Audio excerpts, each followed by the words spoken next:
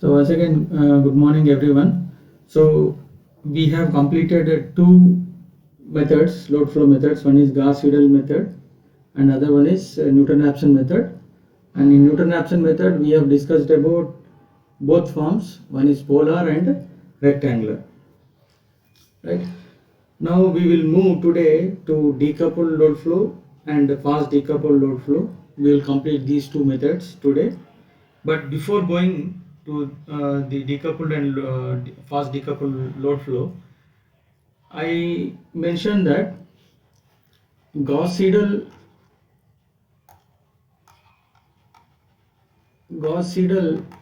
method, uh, it is simple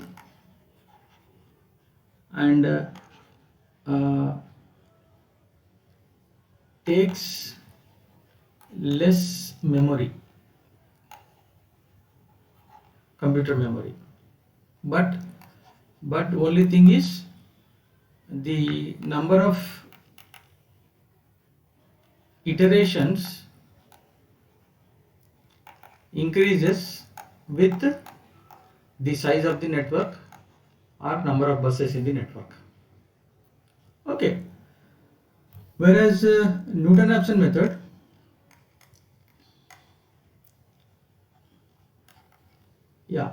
so it involves more number of computations per iteration.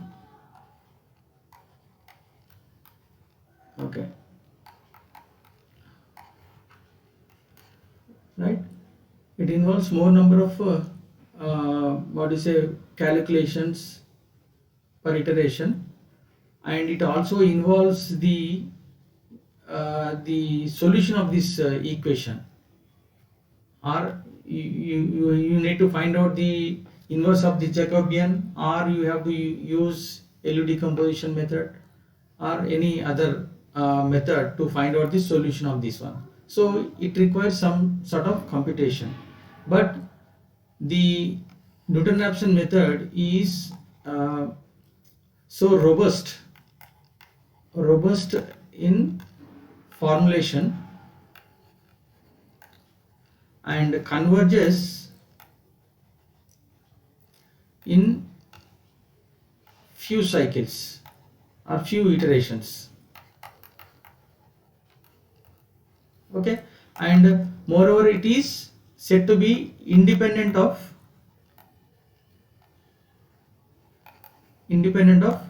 the size of the network. The number of iterations it is taking is almost independent of the size of the network, but it involves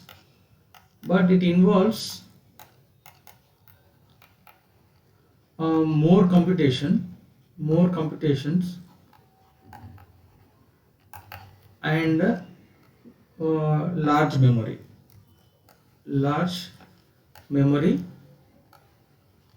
is required.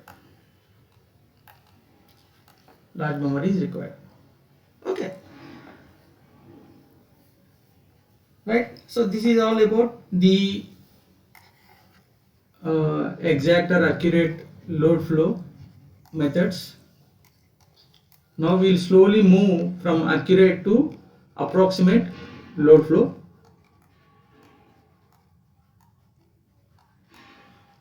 methods. Okay.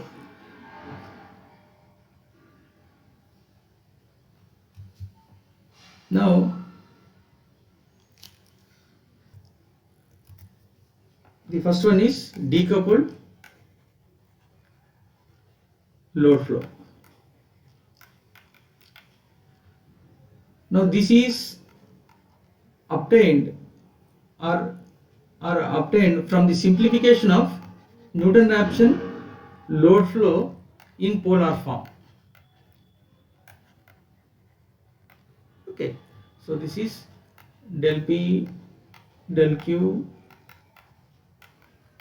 J into del delta del V by V. Now from this form we come to the decoupled load flow. It's very simple. Only thing is the Jacobian elements, the submatrices J1, J2, J3 and J4.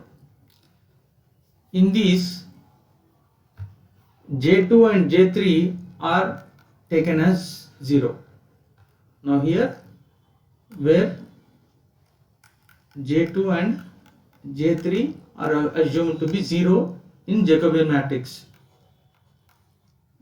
to obtain the decoupled load flow studies. Okay, let us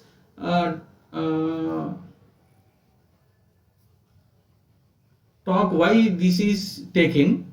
But if I take this J2 and J3 equals to 0, then my Newton-Raphson load flow in polar form, that is decoupled load flow, will simply become del P del Q. This is J1 0 0 J4 del delta del V by V. Now this is simply, I can write down del P is equals to J1 del delta and del Q is equals to J4 del V by V. Okay. So these submatrices J1 and J4 are similar to the submatrices what we have derived for Newton-Raphson load flow in polar form. Same submatrices J4 and J1, both are same. So same equations for diagonal and off diagonal elements of J1, same equations for diagonal and off diagonal elements of J4. Okay. Now this is what we get two equations in decoupled load flow. So the algorithm is okay. First, form the Y bus from the given line data, then assume initial voltages at all the load buses and angles at generator buses, and then we form del P mismatch vector, active power mismatch vector and then J1 submatrix, and solve for del delta from the first equation. Okay, and you immediately update deltas, previous iteration deltas plus this del delta. You immediately update the deltas and then move on to the second equation to determine this mismatch, reactive power mismatch vector and J4 submatrices using the updated angles and the previous voltages to determine the voltage deviations. Okay, and immediately again update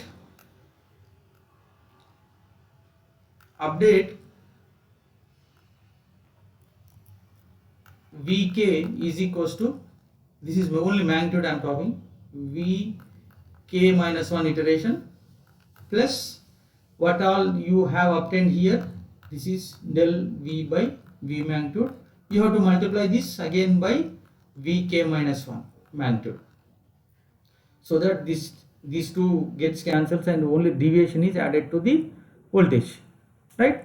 Now once you have updated the voltages, again you repeat the same same step 3, from step 3 to step 6.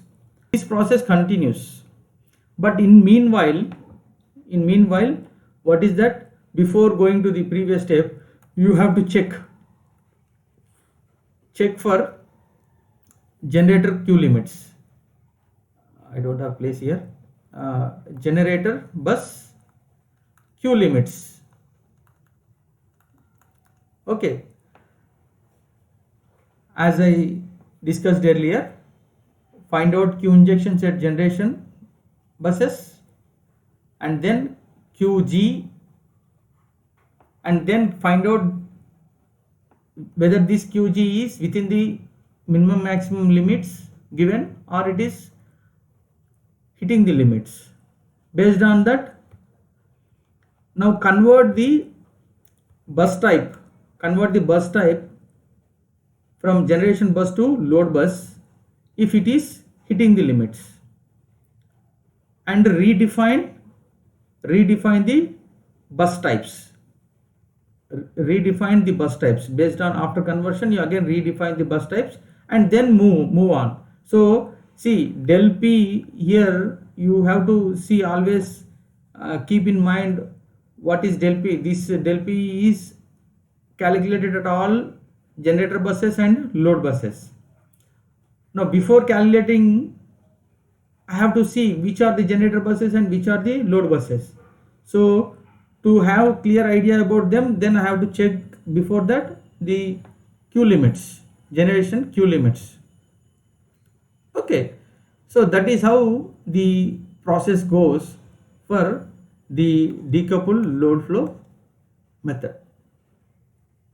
Okay, now why we assume this J2 and J3 equals to 0? The main reason is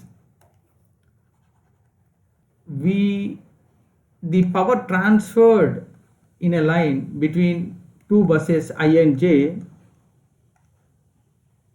having Vi at an angle delta I, Vj at an angle delta J, like this. In a system, a line is connected between two buses I and J whose voltages, node voltages are Vi, Vj vectors, and the powers that is flowing Pij and Qij from here to here mainly depends on these parameters, right?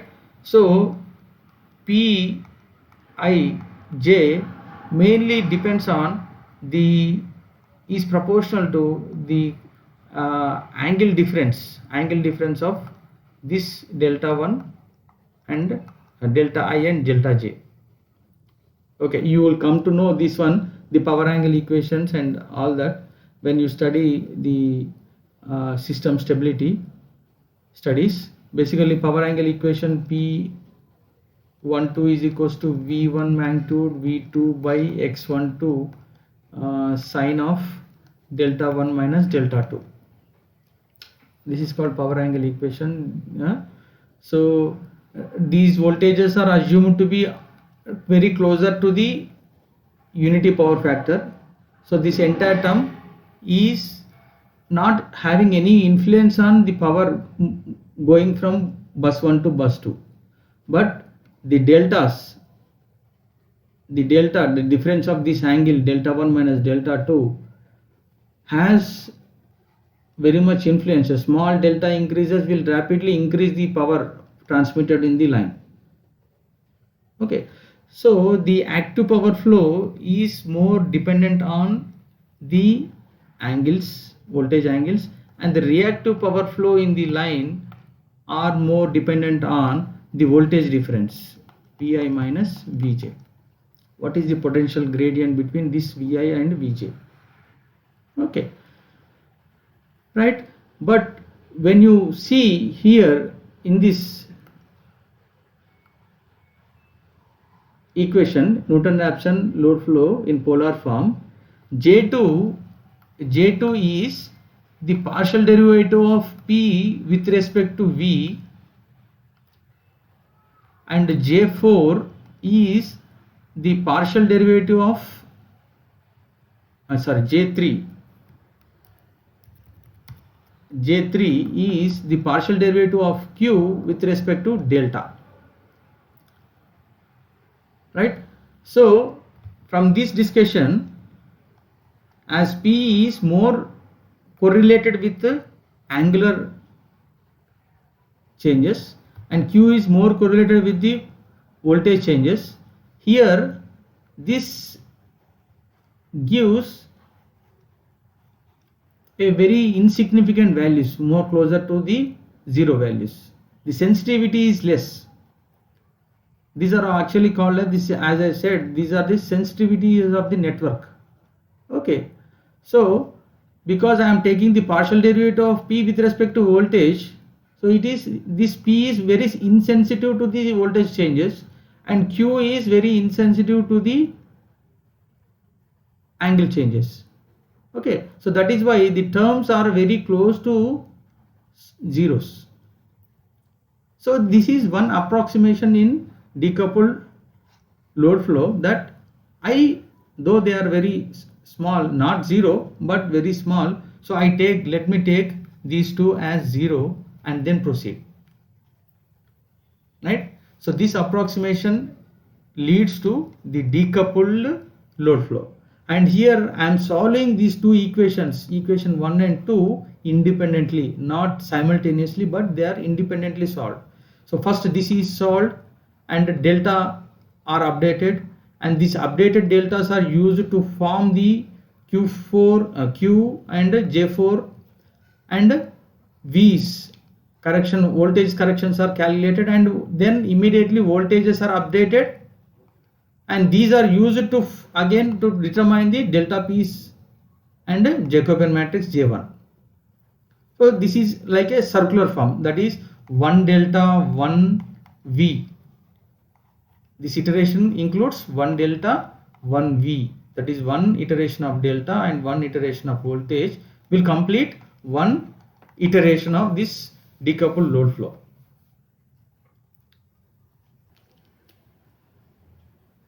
Right? So the J1 and J4 submatrices have same entries, same equations as we have discussed in Newton-Raphson load flow in polar form. Same equations are valid still. Okay. Now this decoupled load flow, after doing this, they came to know that there is not so much improvement in the reduction of the time, because again see, so to solve for delta, again I have to take the inverse of J1, again to solve for this correction vector, again I have to take the inverse of J4, or I have to solve this equation. So indirectly again it involves the solution of two equations, which is time consuming, and they came to know that the decoupled load flow is not having much significant reduction in the time and improvement in the solution. Okay, then they thought of doing some more approximations in the this decoupled load flow method, some more approximation to the decoupled load flow to make it a fast decoupled load flow. Now let us move to the next page. Okay, I have just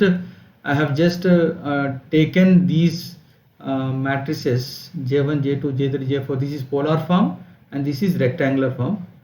Now let us talk about the fast decoupled load flow method. Fast decoupled load flow method. Now where we are coming from, this is obtained from decoupled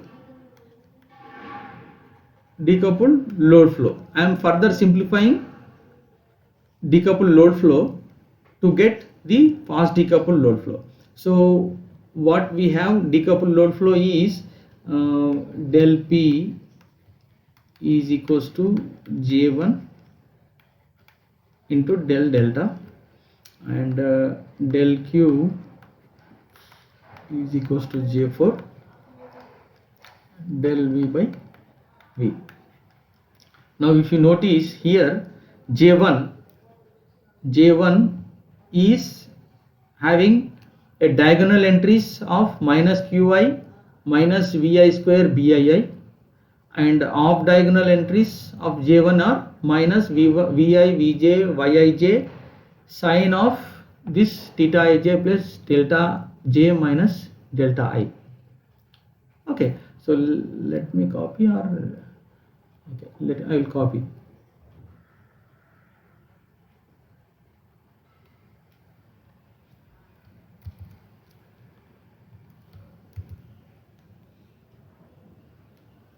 Okay, so these are pertaining to J1. Now similarly, if you notice here, J4 is having small changes. Diagonal entry of J4 is having plus Qi, this is minus Qi and this is plus Qi, that's it, right? And off diagonal entries both are same, this is same as this one. Okay, so I can say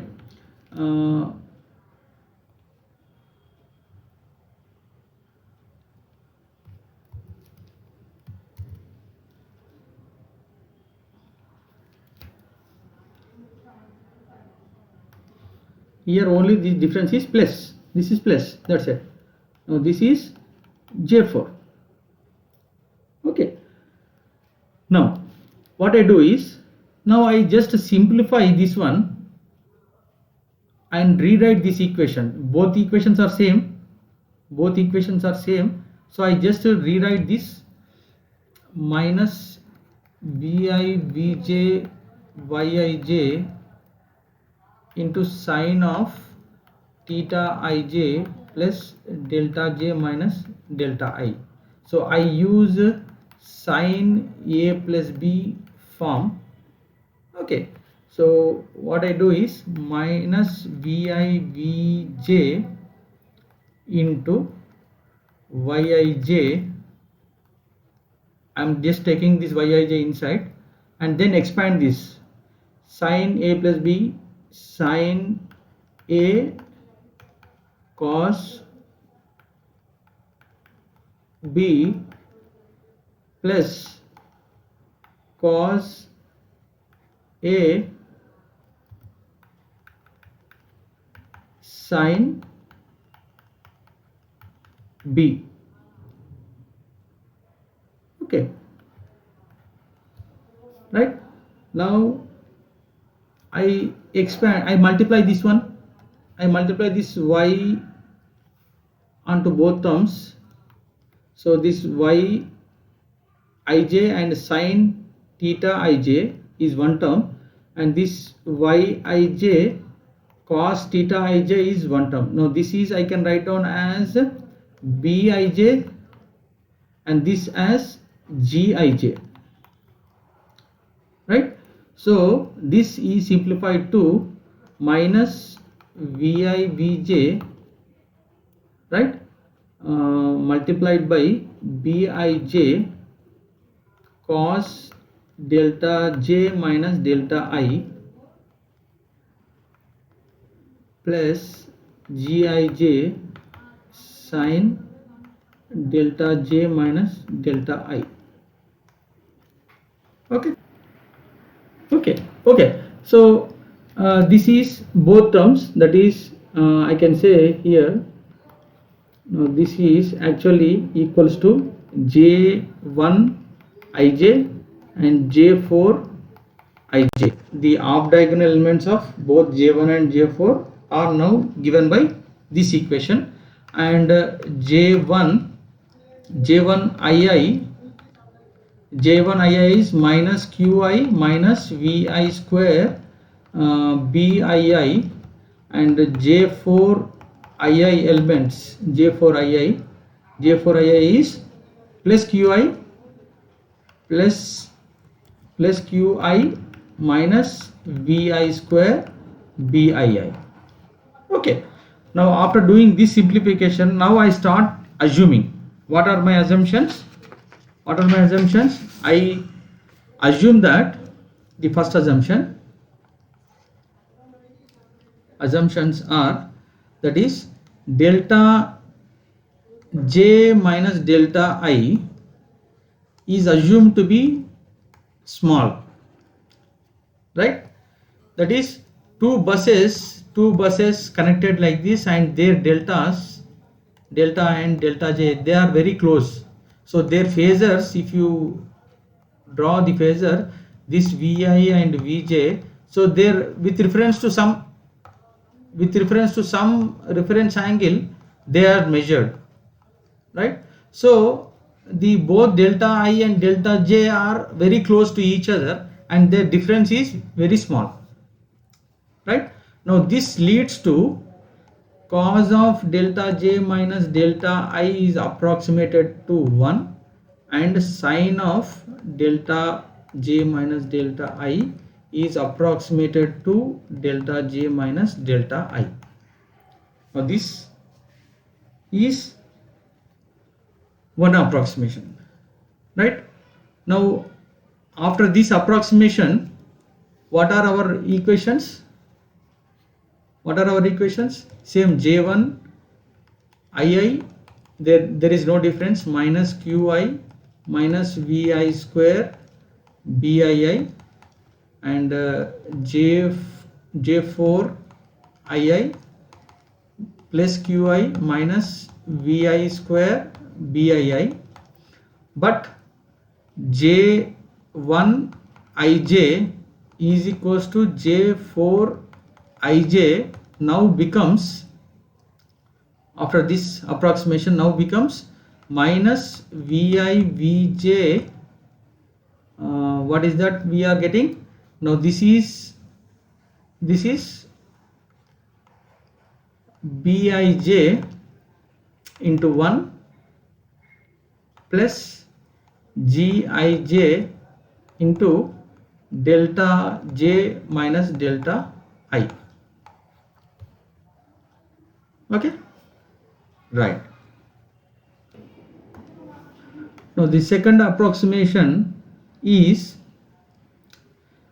the lines, the transmission lines normally have high x by r ratio.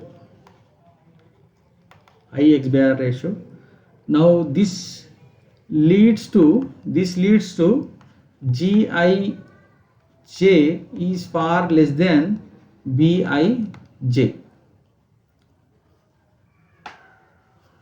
right? Now this is based on this.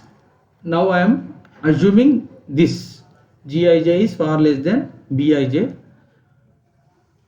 Now under this condition, what is going to happen? Anyhow, this product is almost very close to 0, and this is assumed to be far less than this bij.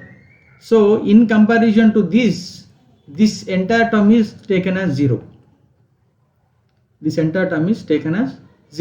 So that means I say j1 ii is same, minus qi minus vi square bii, and j1 ij, the off diagonal elements, the both are reference to j1 submatrix, and off diagonal elements is now simply minus vi vj, and this is bij.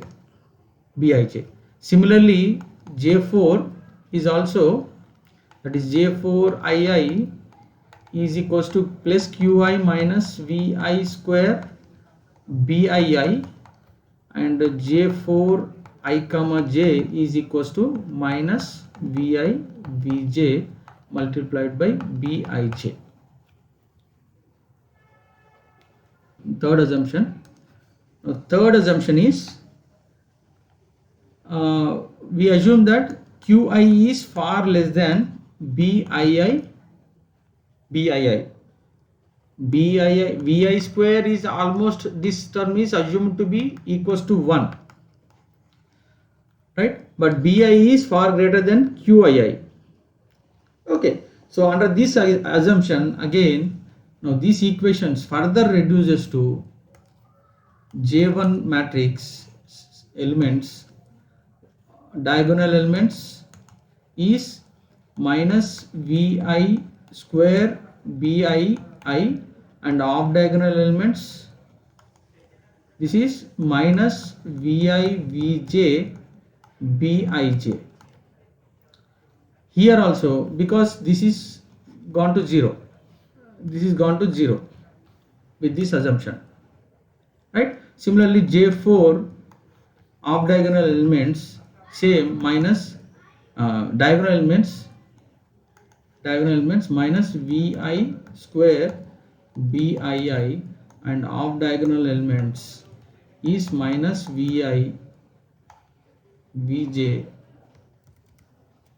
Bij, right? Now this is the matrix, submatrices J1 and J4. Now in short form, in matrix form, I can write this as del P. The first equation is del P is equals to J into del delta, right? Usually this is J into del delta, and here del Q is equals to, that is J1, this is J4 into del V by V. These are the basic equations. Now so okay, let see, the diagonal elements equation is this one, diagonal elements equation is this one, and off diagonal elements is this one. So if I assume that this J1 is 3 by 3, then what will be the entries? Let me first put the diagonal entries. This is minus Vi, the V1 B11 V1, and this is minus V2 B22 V2, minus V3 B33 and V3. That is what actually this equation defines, that the diagonal entries are minus Vi square Bii. So if I is equals to 1, now this is minus V1 B11 V1. If I is equals to 2, minus V2 B22 V2. If I is equals to 3, this is minus V3 B33 V3. Okay, so likewise, if I use this equation for off diagonal elements, and now I take I is equals to 1 and J equals to 2. Okay, so this entry, right? So if I is equals to 1 and J equals to 2, what is this? This is V1 B12 V2. And if I is equals to 1 and J equals to 3, then this is V1 B13 V3, right? Similarly, I can find out all minus are there, minus is there. So minus, this is V2 B21 V1, this is minus V2 B23 V3, and this is minus V3 B31 V1 minus V3 B32 V2, right? So I am using the same equations to write down the entries of this J. This is a J matrix, right? So this is J matrix. Now this J matrix multiplied by delta gives me del P. Okay, so this is del P. I write down again the all terms, del delta also all terms. So this is del P1 to del P m plus n. Similarly, del delta 1 to del delta m plus n. Okay, so ఇక్కడ మనకి 3 ఉన్నాయి కాబట్టి I have to write only 3, right? I have taken only 3 entries, so let me put 3. Okay, so can I write like this? Can I write like this?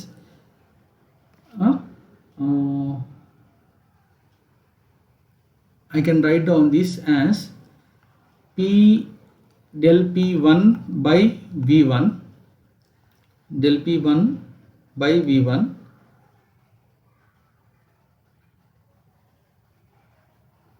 yeah, del P2 by V2. I am bringing this V1 onto the left side, this side element onto the left side, right?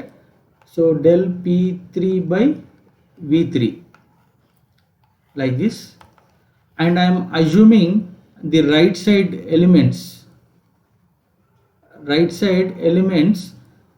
okay, 2 1 per unit. Now I am assuming these right side elements all are assumed to be 1 per units.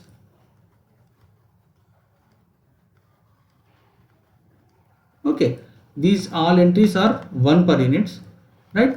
Now then it becomes, this is minus I am putting outside, this is B11, B12, B13 and so on up to B33, B31, like this, multiplied by this minus is there here, and this is delta 1, delta 3, delta 3.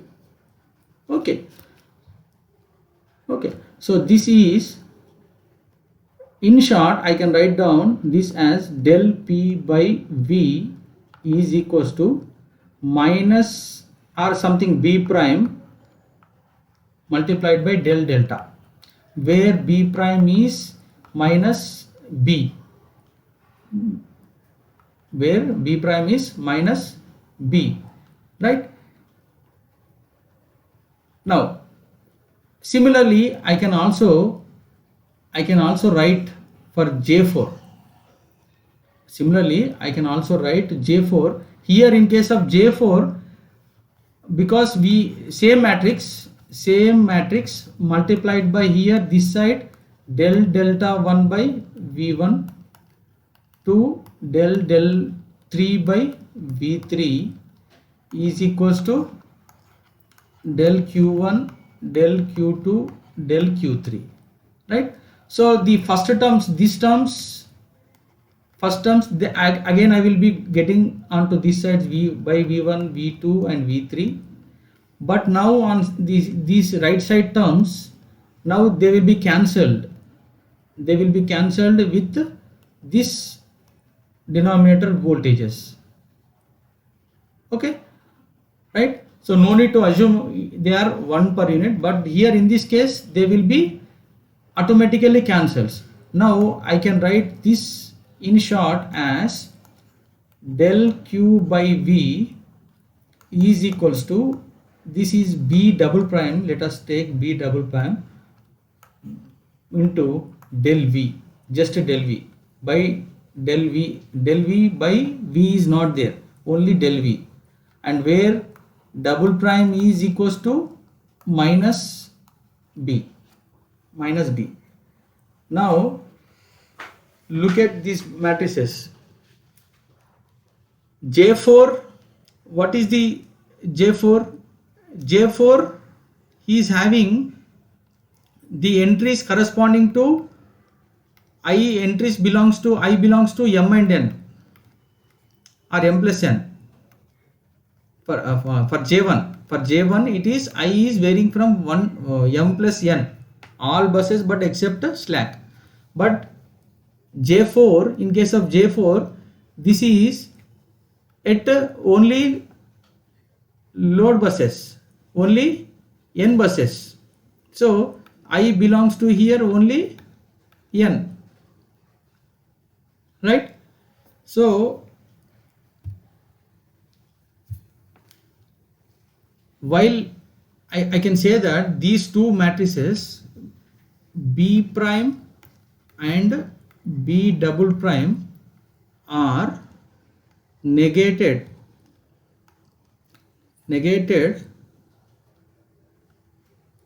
susceptance values of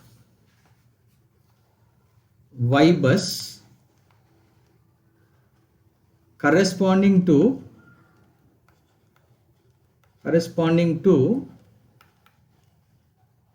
corresponding to all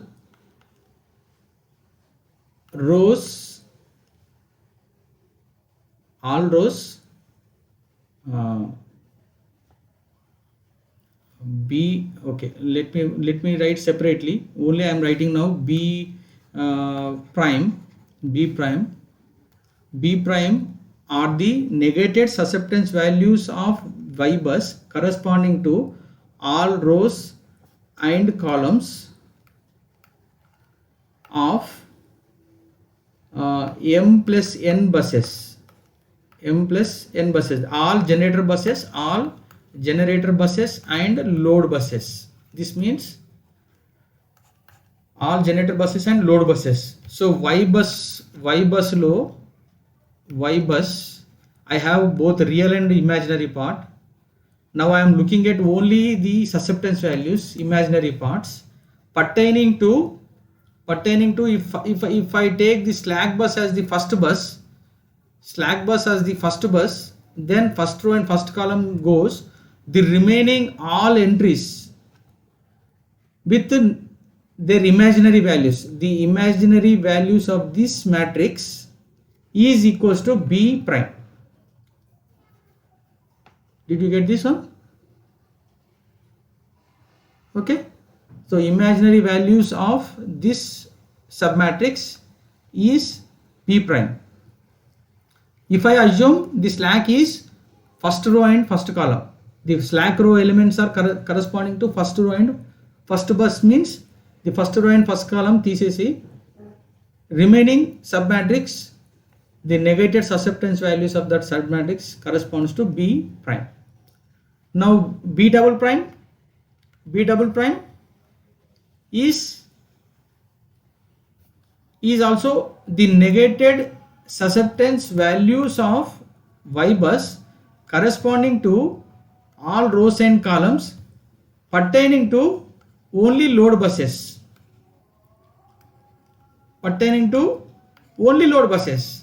Now if I assume that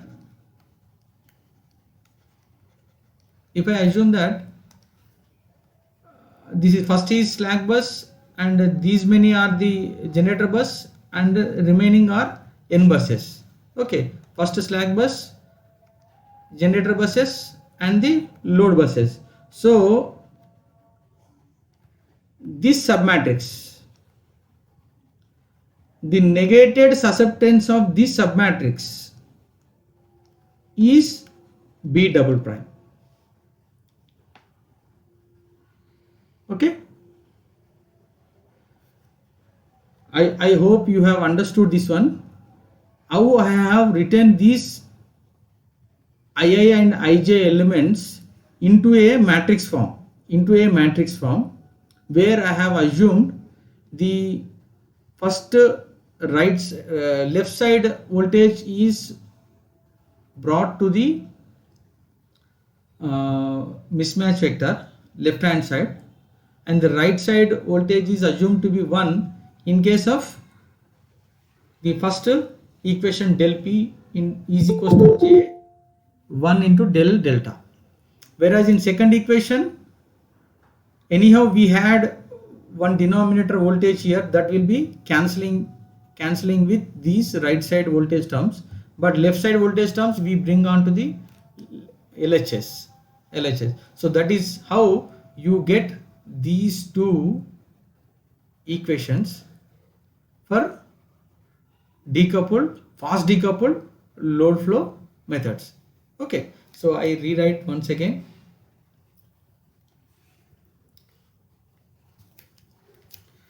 So fast decoupled load flow form is given by del P by V, del P by V is equals to B prime del delta, and this is first equation. Second equation is del Q by V is equals to B double prime multiplied by del V. This is second equation, where B prime is equals to minus susceptance, imaginary part of Y bus, corresponding to I corresponding to M plus N, I corresponding to generator bus and load buses. Okay, generator bus and load buses, whereas B double prime is minus imaginary part of Y bus, corresponding to all rows and columns belonging to only load buses, only load buses. So that's it. Okay, so this is B prime and this is B double prime. Now the same procedure what I have just said for fast decoupled method, here also you solve for one delta and one V for one iteration. One iteration includes one delta and one V. After completing one delta, you have to update angles and use these angles to determine the mismatch vector, and then form the B double prime, and then form the B double prime and take the solution, find the solution for voltage magnitudes, and again update voltage magnitudes, and then go back to the first equation. So what is the difference between the fast decoupled and decoupled? Here in case of fast decoupled, these two submatrices are no need to find out for every iteration.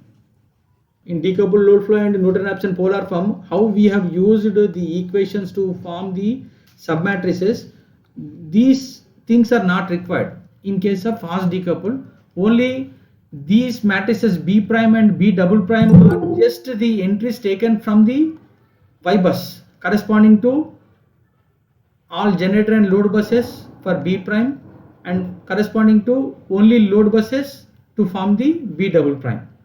So they are just captured from the Y bus. So in this sense, this fast decoupled load flow method is much faster than the decoupled load flow method, wherein we don't need to formulate the B prime and B double prime matrices, but they are just captured from the Y bus matrices, right? So computationally it is bit faster as compared to the decoupled load flow method, but still I need to solve for delta and delta V. For that, either I have to take the inverse of these matrices or use any other LU decomposition method, but still it needs sufficient amount of time. Okay, so this is all about the decoupled and fast decoupled method